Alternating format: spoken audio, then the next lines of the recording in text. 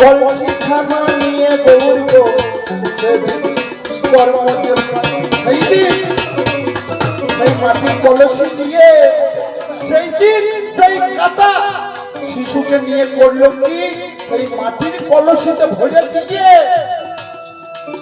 আঙিনার মাঝে উঠোনের মাঝে নামিয়ে দিয়ে গৌর করি আমার কি করলো সেদিন নাম করতে লাগলো কেমন করে ভজ গৌরাঙ্গ আজ কহ গৌরাঙ্গ লহ গৌরাঙ্গে নামে রে ভজ গৌরাঙ্গ লহ গৌরাঙ্গ লহ গৌরাঙ্গে নামে রে ভজ গৌরাঙ্গ লহ গৌরাঙ্গ লহ গৌরাঙ্গে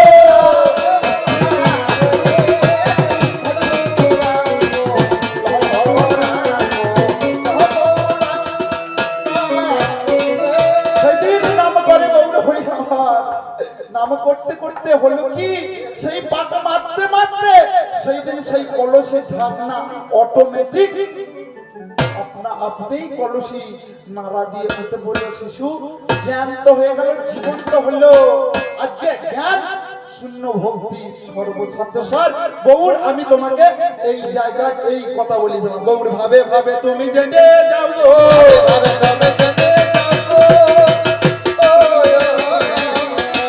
ভাবে ভাবে তুমি জেনে যাও ভাবে ভাবে আমি জানাই তোমায় কথা দিল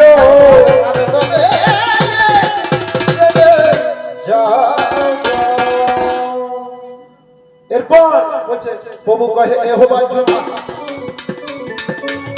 তুমি আগে কহো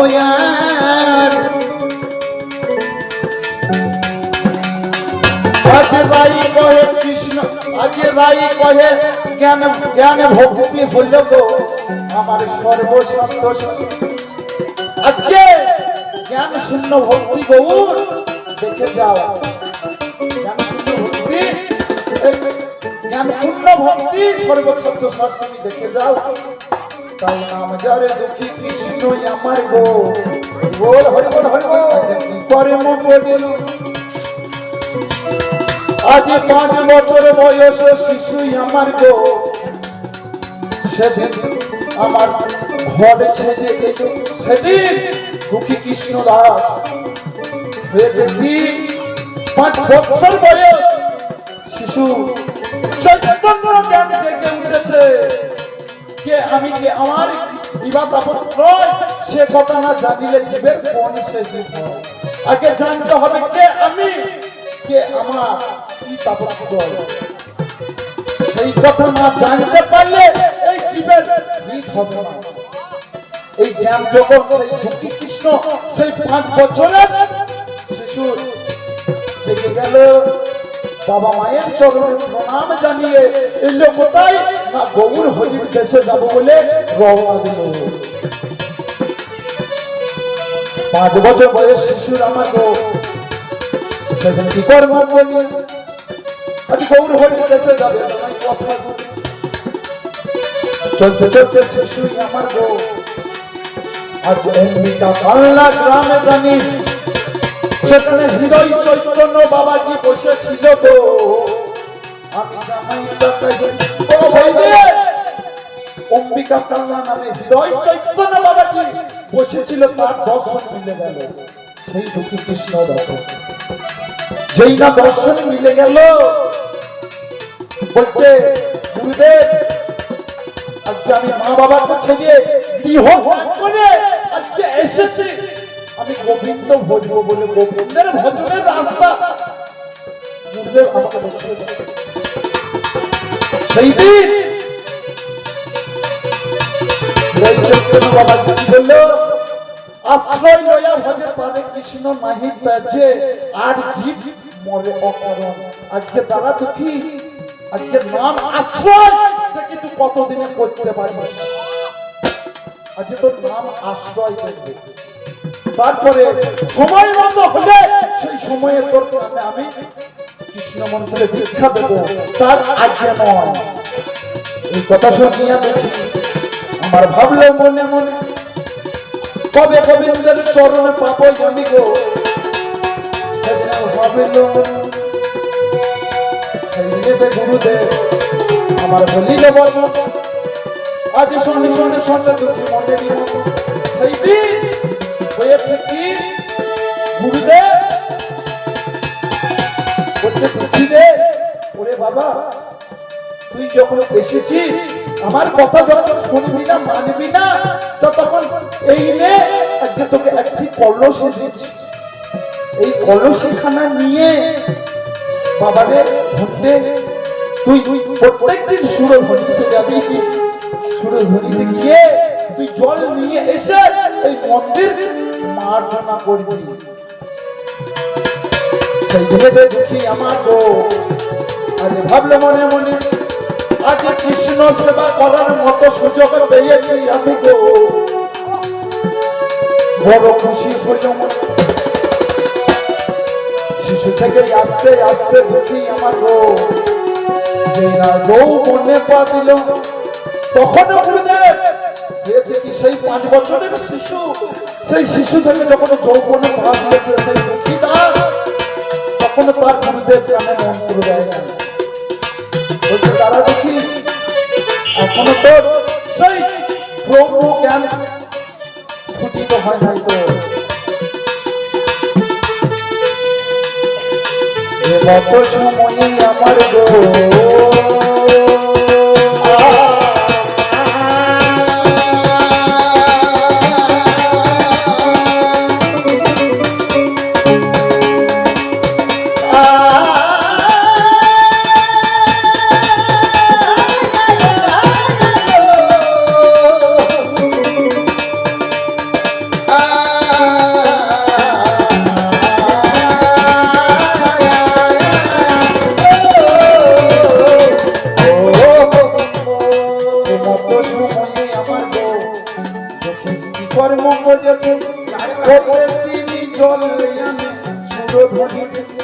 জল আনতে আনতে হলো কি না দক্ষিণ মাথায় ছোট্ট একটি ঘা দেখা দিল।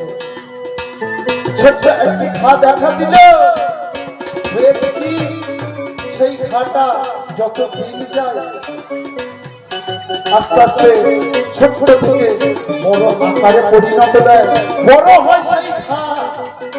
বড় হওয়ার পর কি হলো, একদিন দুঃখী জল আনতে পারছে না,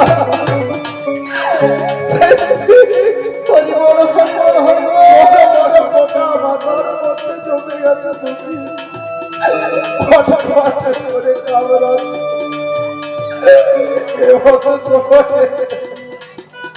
একটি পোকা হয়েছে কি সেই দুঃখীর মাথা থেকে মাটিতে পড়ে গেছে।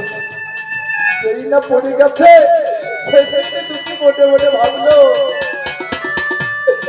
গুরুদেবের মুখে শুনেছিল দুঃখী যে যন্ত্র তন্ত্র শিখ, তাহলে প্রত্যেকটা জীবের মাঝে আজকে যদি ভগবানের শিব বিরাজ করে, তাহলে নিশ্চয় এই পোকাটার মাঝে আজকে ভগবানের শিব বিরাজ করছে। তাহলে এই পোকাটা যদি আমার গায়ে ছিল ও ভালো ছিল, আজকে মাটিতে যদি পড়ে যায় ওর মৃত্যুর দায়ী হয়ে যাব আমি। এই কথা শুনিয়া সেদিন গো কলসিখানা নিয়ে সেদিন গো আমার গুরুদেবের ভাই চলে গেল দুঃখী আমার কথা মিথ্যা নয়। সেই দিন কলসিখানা নিয়ে গিয়ে হয়েছে কি মাথায় একটা পাগড়ি যাতে পোকাগুলো না পড়ে যায়, সেই জন্য মাথায় একটা পাগড়ি চাপিয়ে নিয়েছে। সেদিন দূর থেকে গুরুদেব হৃদয় চৈতন্য বাবাজি দেখতে পেয়ে বলতে দুঃখে অত সুখে গোবিন্দ ভজন হয় না, অত সুখ ভোগে গোবিন্দ পাওয়া যায় না। আজকে তুই সুরধ্বনি থেকে কলসি করে মাথায় করে জল নিয়ে আসছিস, আজকে তোর মাথায় কষ্ট হচ্ছে বলে মাথায় পাগড়ি বেঁধেছিস, অত সুখে তো গোবিন্দ লাভ হয় না।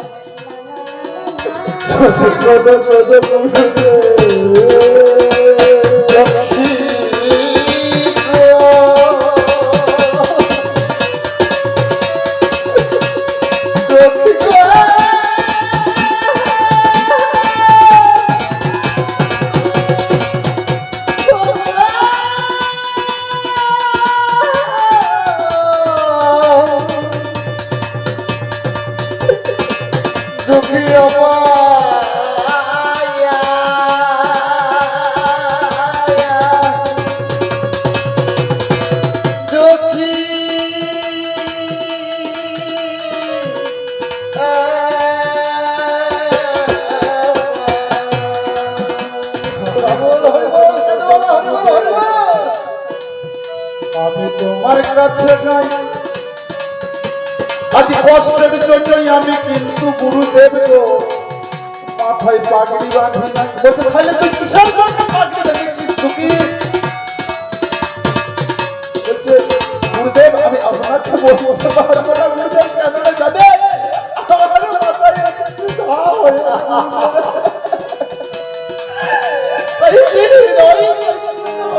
বললে কি বললি তুই তোর মাথায় ঘা? ওই দেখি দেখি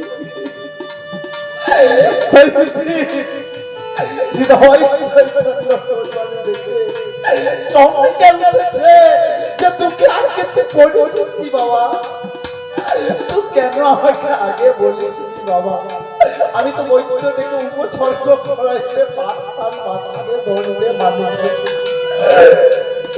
বলছে গুরুদেব আমি কেন বলিনি জানেন গুরুদেব? আপনি যখন বৈদ্য ডেকে আনতেন, বৈদ্য আমাকে চিকিৎসা করার পর আমাকে যদি বৈদ্য যতদিন রেস্ট নিতে বলতো ততদিন আমি গোবিন্দকে বাজারে বঞ্চিত হতাম গুরুদেব। তাই এই কারণে গুরুদেব আমি বলি আমি কৃষ্ণ সেবা থেকে বঞ্চিত হতে চাই না। এই কথা শুনে সেই দিনই গুরুদেব বললো তুই কি চিন্তা নাই, তুই সুরধ্বনিতে ডুব দিয়ে আয়, আজকে তোর ব্রহ্ম জ্ঞান ফুটে উঠেছে। আগে কথা শুনিয়া দেখি বাবাই কি কর্ম করিল, সুরধ্বনিতে ডুব দিল জানাই কথা ডুব দিয়ে চলে এলো গুরুদেবের ভাই। আজ সেই দিনে গুরুদেবের মাথায় দুঃখীর হাত বুলাইয়ে দেয়। সেই দিন যেই না দুঃখীর মাথায় হাত বুলিয়ে দিল, হাত বুলিয়ে দেওয়ার পর ঘা মিলাই গেল। মিলাইয়ে যাওয়ার পর বলছে দুঃখী রে আজকে তোর ব্রহ্ম জ্ঞান ফুটেছে, আজকে তোকে আর এইখানে থাকতে হবে না, আজকে আমি লিখে দিচ্ছি এই পত্রখানা, তুই যাবি সেই বৃন্দাবনের মাঝে যেখানে আছে আমার গুরু ভাই জীব গোস্বামী, তুই তার কাছে যাবি। সেই দিনে দুঃখী পরম আনন্দে গাইতে গাইতে চলে যাচ্ছে। কিভাবে? চলে রে আমার মধুর বৃন্দাবন যমুনার ধারে তমালের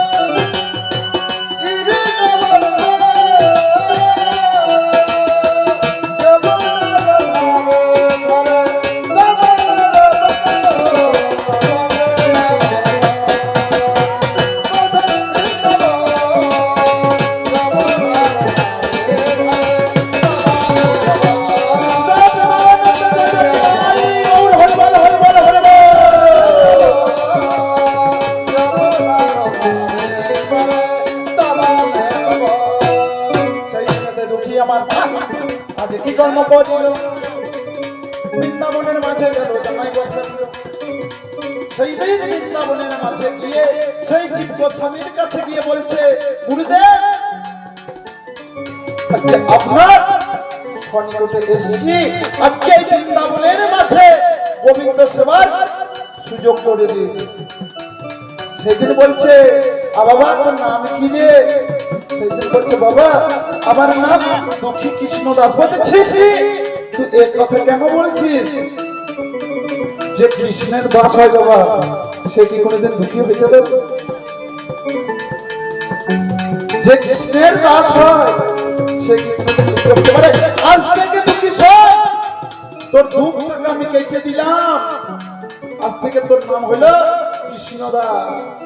এই নে ঝাড়ু নে, ঝাড়ু নিয়ে গিয়ে তুই আজ কাল থেকে করবি কি নিকুঞ্জ বন মার্জনা করবি। এই কথা শুনে নিয়ে দিচ্ছি আমার কি কর্ম করি আজ নিকুঞ্জের মাঝে গেল জানাই কথা আমার নিকুঞ্জ বনের মাঝে গেল গো আজ কথা মিথ্যা নয়। একদিন দুদিন করে সেদিনই আমার কৃষ্ণ দাস গো নিকুঞ্জ বন মার্জনা করে গেল। তাই একদিন এর মতো সময় আমার গো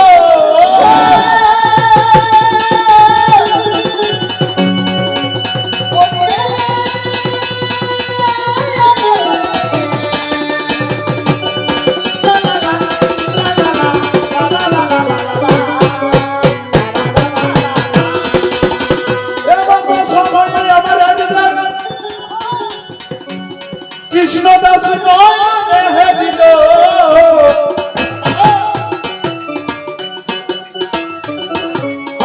বড় মাপের পদ চিহ্ন সেই দিন দেখিবার গেল। একদিন হয়েছে কি যে একটা পায়ের চিহ্ন দেখতে পেয়েছে। সেই চিহ্নখানা আজকে দুঃখী মার্জনা করল। কিছু দূরে এগিয়ে গেল গো আজ কথা মিথ্যা নয়। সেইখানেতে দেখতে পেল গো আমি আপনাদের জানাই সেইখানে কি দেখতে পেল? কিছু দূর এগিয়ে যাওয়ার পর দেখতে পেল কি নুপুর পড়ে আছে। একখানে নুপুর পড়ে রয়েছে। সেই কৃষ্ণ দাস সেই নুপুর খানা যত্ন সহকারে খুলে রেখেছে কোথায়? না সেই ভোর মাঝে খুলে রেখেছে। এই দিকেতে রাধা রানী গো আমার মনে জানাতে পারে বাবা বাবা আমার একটা নুপুর নেই কোপায়ে সেদিন বুঝিল অন্তরে। সেদিন একটি নুপুর নয় রাধা রানী দেখতে পেয়েছে। সেদিন সখীকে ডাক দিয়ে বলছে ললিতা রে আজকে শোন তুই একবার সেই ব্রজভূমিতে যা। সেই বৃন্দাবনের মাঝে নিকুঞ্জ বনের মাঝে কাল রাতে গিয়েছিলাম গোবিন্দর সঙ্গে রাস করার সময় আমার একটি নুপুর সেখানে খুলে পড়ে গেছে। তুই যা দিয়ে এনে দে। সেদিন ললিতা বলছে রাধে রে তোর কি মাথা টাথা খারাপ হয়ে গেছে? তুই বলবি আর আমি চলে যাবো। বলছে কেন এ কথা বলছিস? আমি যাবো সেই ব্রজধামে সেই নিকুঞ্জ বনের মাঝে। আর ব্রজবাসীরা আমাকে চিনে নেই। সেই দিনেতে রাধা রানী গো আমার বলিল বচন আজ ব্রজ বেশে দাঁড়িয়ে মনের মতন। বলছে ব্রজবাসীরা চিনতে পারবে না, তুই ব্রজবাসীদের ধরে যাবে। এই কথা শুনিয়া ললিতা আমার এই কথা শুনিয়া ললিতা আজ কি কর্ম করিল নিকুঞ্জ বনের মাঝে অগ্নি রমনা দিল। সেই নিকুঞ্জ বনের মাঝে উপনীত হয়ে ডাক দিয়েছে বাবাজিকে দেখতে পেয়ে সেই কৃষ্ণ দাসকে দেখতে পেয়ে বাবাজি বলে ডাক যেই না দিয়েছে বাবাজি বুঝতে পেরেছে এ তো ব্রজবাসীর ডাক নয়। আমি যে এতদিন এসেছি এই নিকুঞ্জ বন প্রার্থনা করছি এ ব্রজবাসীর ডাক নয়, এ ব্রজবাসীর ওপরে যদি কিছু থাকে সেই কথা। শোনো শোনো শোনো বাবাজি, আমি তোমার কাছে যাই, একটা পায়ে নুপুরি আমার হারিয়ে গিয়েছে বাবাজি গো, তুমি কি সন্ধান জানো তাই? যেই না এই কথা বলেছে বাবাজি, আমার একটি পায়ের নুপুর হারিয়ে গেছে বাবাজি, তুমি কি জানো? ও কৃষ্ণ দাস বলছে, বাবা বাবা কেন মিথ্যা কথা বলছো মাতা? কেন তুমি মিথ্যা কথা বলছো? এই জায়গায় একটু পাল্লা দ্বারা আমার বললে না, ভক্ত বড় শক্ত কথা। আজকে ভক্ত কাকে বললে দেখো, জগতের গুরু শ্রী গোবিন্দ গোবিন্দ কৃষ্ণ মেলা, এই রাধার জগৎ কিভাবে ভৈত হইতে হইতে যায়। সেই দিনে কৃষ্ণ দাস বলছে, কেমন মিথ্যা বলছো মা? চমকে উঠেছে ললিতা, জানলো কিভাবে? বলছে মা, তোমার চরণ দুখানা দেখতে পাচ্ছি মাতা গো, তোমার দুটি চরণে দুটি নুপুর লেগে আছে, তা তুমি কেন মিথ্যা বলছো? সেদিন ললিতা সখী ধরা পড়ে গেল, অগ্নি পুনরায় রাধার কাছে ফিরে গেল। আজ শোন শোন শোন রাধা, আমি তোর কাছে চাই, ধরা পড়ে গেছি আমি, কথা মিথ্যা নয়। বলছি কি বলছিস? ধরা পড়ে গেছে? বলছি কেমন করিয়ে? বলছে আমাকে বুঝে নিয়ে আসে, আমার দুটো পায়ের উপর দেখে আমি ধরা পড়ে গেছি, আমি পারবো না, তোর জিনিস তুই ফিরে নিয়ে আয়, তোর জিনিস তুই। বলছে দেখ ললিতা রে, মন করিস না, সখী আমার প্রাণের সহায়তা, তুই অমনি করিস না, তাহলে আমাকে উপায় বল, রাস্তা বল। বলছে তুই এক কাজ কর, তুই ও গোপীদের বেশ ধরে আমার মতো করে যাবি, বুঝতে দিবি না। ভক্ত যেমন শক্ত দেখতে লাগে, ভক্ত আজকে দেখিয়ে দিয়ে দেবো কিভাবে ভগবানকে প্রাণ দিতে পারে। এই কথা শুনিয়া রাধা আমার কি কর্ম করিল, নিকুঞ্জ বনের মাঝে আমার উপনীত হল, বাবা বাবা আমার উপনীত হল গো, আজ কথা মিথ্যা নয়, বাবাজি বলেছে, বলেছে বাবাজি। হৃদয় কৃষ্ণ কৃষ্ণদাস চমকে গেছে, বলছি আগের যখন এসেছিল এর ডাকের থেকে এই ডাকছে আরো মধুর, এ ডাকছে আরো মধুর। কে ডাকছিল? শোনো শোনো শোনো বাবাজি, আমি তোমার কাছে যাই, নুপুর আমার কাছে হারাইয়ে খোঁজ পেয়েছো, আমি শুনতে পেলাম। সেদিন বলছে তুমি খোঁজ পেয়েছো, আমার পায়ের নুপুর হারিয়ে গেছে, আমার সখীকে পাঠিয়েছিলাম, তুমি তাকে দাও। শোনো শোনো শোনো বাবা, সেদিন কৃষ্ণ দাসকে ছিল, আর যদি প্রমাণ দিতে পারো আমি জানাই কথা। বলছে যদি তুমি প্রমাণ দিতে পারো তবেই আমি নুপুর দেবো। আচ্ছা আমার কাছে নুপুর পেয়েছি, ভাই এটা কমে যাচ্ছে মনে হচ্ছে, মনিটরে একটু দাও তো, সে নুপুর পেয়েছি আমি, যদি তুমি প্রমাণ দিতে পারো আমি নিশ্চয়ই দেবো। আর প্রমাণ নেবে তুমি বাবা, তোমার কাছে যাই, প্রমাণ চাও তুমি প্রকাশ করিয়ে দাও। সেদিন হলো কি বলছে, একখানি আমি যে পদ সেখানে আমি পরিষ্কার করিনি, আমি সেই পায়ের ছাপখানি নিয়ে গিয়ে দেখবো, তোমার পায়ের ছাপের সঙ্গে যদি এই পা মিলে যায় তবেই তুমি নুপুর ফিরত পাবে। এই কথা শুনিয়া রাধে আমার কর্ম করিল, ধীরে ধীরে নিকুঞ্জ বনের মাঝে গো আমার উপনীত হইল, পায়ের ছাদের কাছে যেমন রাখিল, ও পায়ে পায়ে মিলে গেল, জানাই কথা সেই দিন কৃষ্ণ দাস বলছে প্রমাণ মিলে গেছে, আমি বুঝতে পেরেছি আজকে এই ভক্তের কাছে তুমি কথা বলি গেছো, তুমি হচ্ছে সেই কান্না ভাবে গৌরহরি তোমাকে বলতে বলেছিলাম যে আজকে কান্তা ভাব তুমি আমাকে প্রকাশ করতে দিলে না। কান্তা ভাবে মধ্যে কি মাটিতে ঢুকে আছে গৌরহরি বললো তো পেয়েছিল।